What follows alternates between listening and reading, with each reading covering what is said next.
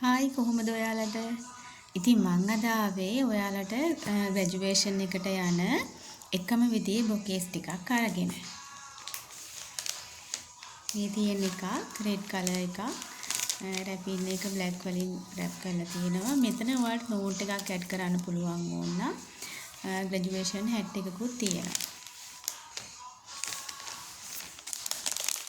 ඒකයි මේ අනිත් එක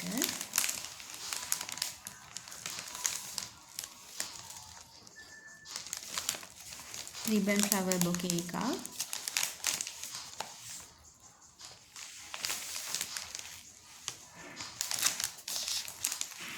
මේ තමයි අනිත් එක.